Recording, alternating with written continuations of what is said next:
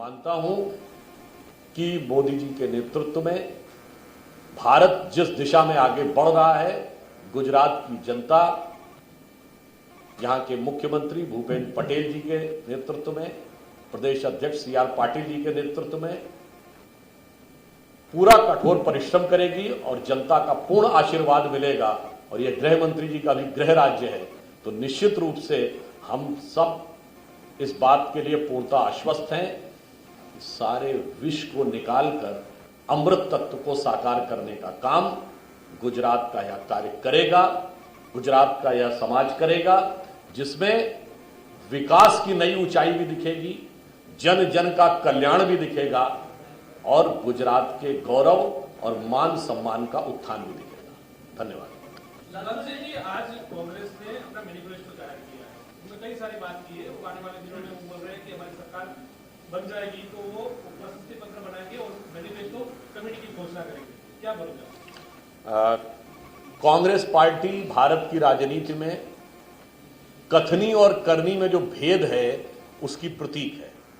तो कांग्रेस की किस बात पर भरोसा किया जाए, किस पर नहीं, यह जनता पूरी तरीके से देख सकती है। मैं एक उदाहरण देना चाहता हूं।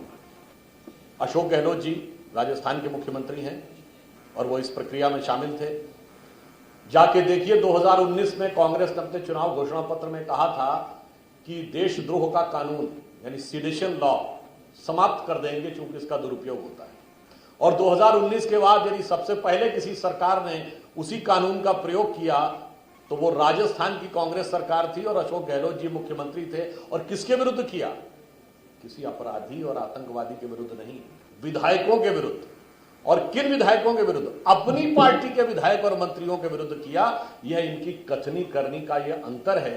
इसलिए इनकी किसी भी घोषणा के ऊपर कितना विश्वास किया जाए प्रदेश की जनता समझ सकती है। कांग्रेस ने कहा है अगर गुजरात में उनकी सरकार बनती है तो 10 लाख सरकारी नौकरियां दी जाएंगी। इसके अलावा जो सिलेंडर की बात है, 500 रुपए में सिलेंडर दिया जाएगा, किसानों का 3 लाख रुपए तक का कर्जा माफ किया जाएगा। इस मामले में क्या कहना?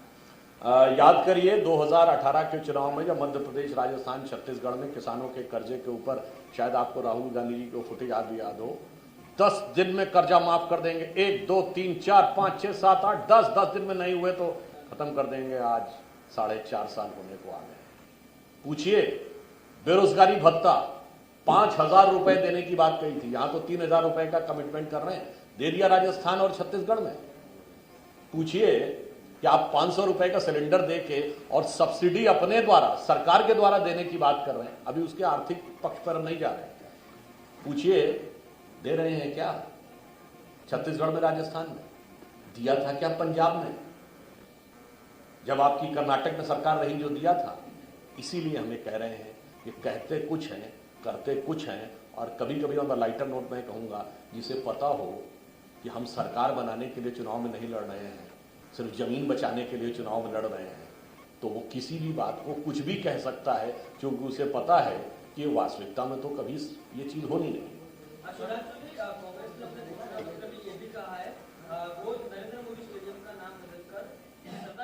તો આપણે જણાવી દઈએ કે ભાજપ પ્રવક્તા સુધાંશુ ત્રિવેદી દ્વારા પ્રેસ કોન્ફરન્સ કરીને તેમણે કોંગ્રેસના મેનિફેસ્ટોને લઈને પણ પ્રહાર કર્યા। સાથે જ તેમણે કહ્યું કે મધુસૂદન મિસ્ત્રી દ્વારા વડાપ્રધાન નરેન્દ્ર મોદીનું અપમાન કરવામાં આવ્યું છે। મેનિફેસ્ટો પર તેમણે પ્રહાર કર્યા કે છત્તીસગઢ અને રાજસ્થાનમાં પણ કોંગ્રેસે મેનિફેસ્ટો જાહેર કર્યો હતો, પરંતુ તેમાં જે વચનો આપ્યા હતા તેનું પાલન હજુ સુધી નથી કર્યું। કોંગ્રેસની કથની અને કરણીમાં ઘણો ફરક હોવાનો આરોપ પણ તેમણે લગાવ્યો। તો કેસરી સિંહ ફરી ભાજપમાં જોડાયા। મહત્વપૂર્ણ જાણકારી અત્યારે સામે આવી રહી છે। 2 દિવસમાં તેમને આપ છોડી ફરી ભાજપમાં તેઓ જોડાઈ ગયા છે। કેસરી સિંહ સોલંકી ટિકિટ ન મળતા નારાજ હતા અને 2 દિવસ પહેલા જ તેઓ આપમાં જોડાયા હતા, પરંતુ હવે 2 દિવસમાં ફરી તેઓ ભાજપમાં જોડાઈ ગયા છે। માતરના પૂર્વ ધારાસભ્ય કેસરી સિંહ ટિકિટ ન મળતા નારાજ થઈ આપમાં ગયા હતા, 2 દિવસમાં ભાજપમાં જોડાયા। ત્યારે સંવાદદાતા ધર્મેન્દ્ર કપાસી ફોન લાઈન પર। ધર્મેન્દ્ર, 2 દિવસમાં જ આપમાંથી પરત ભાજપમાં આવી ગયા છે કેસરી સિંહ, શું કારણ આપ્યું? દીપાલી, 2 દિવસ પહેલા જે માતર વિધાનસભાના 2 ટર્મના વિજેતા ભાજપના ધારાસભ્ય કેસરી સોલંકીને ટિકિટ ન મળવાને કારણે પક્ષ પ્રત્યે તેઓની નારાજગી સામે આવી હતી અને સવારે ટિકિટ જાહેર થયા પછી સાંજના સમયે તેઓ સુરત પહોંચી અને આપના પ્રદેશ પ્રમુખ ગોપાલ ઇટાલિયા સાથે એક ફોટો પણ મેસેજ વાયરલ કર્યો હતો અને પોતે આપ પાર્ટીમાં જોડાવાની વાત કરી હતી. ગઈકાલે જ્યારે TV9 દ્વારા તેમનો સંપર્ક કરવામાં આવ્યો ત્યારે માતર વિધાનસભા બેઠક પર આપના ઉમેદવાર તરીકે તેમણે ચૂંટણીમાં ઝંપલાવવાની ઈચ્છા વ્યક્ત કરી હતી, પરંતુ તેમના ધારાસભ્ય કાળ દરમિયાન જેટલા પણ વિવાદો થયા હતા તેની અંદર ઘણા જ બધા વિવાદોના કારણે તેમની છબી પણ ખરડાઈ હતી, ભાજપ પક્ષની પણ છબી ખરડાઈ હતી અને તેના જ કારણે તેમણે એવું નિવેદન આપ્યું હતું કે હું જનતા માટે કામ કરતો હતો, પક્ષ માટે કામ કરતો હતો અને તેના જ કારણે હું વિવાદોમાં આવ્યો છું.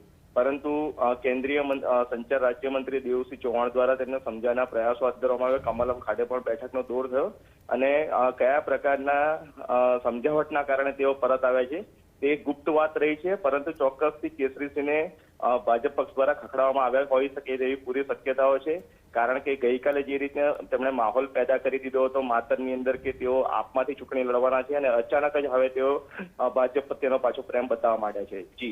જી ધર્મેન્દ્ર, આભાર માહિતી આપવા બદલ. તો કેસરીસિંહ ટિકિટ ન મળતા ભાજપમાંથી નારાજ થઈને આપમાં જોડાઈ ગયા હતા 2 દિવસ પહેલા અને ત્યાં તેમણે માતર બેઠક ઉપર ટિકિટની માંગ પણ કરી હતી, પરંતુ 2 દિવસમાં અચાનક તેમનો ભાજપ પ્રેમ ફરી જાગ્યો અને ભાજપમાં જોડાઈ ગયા.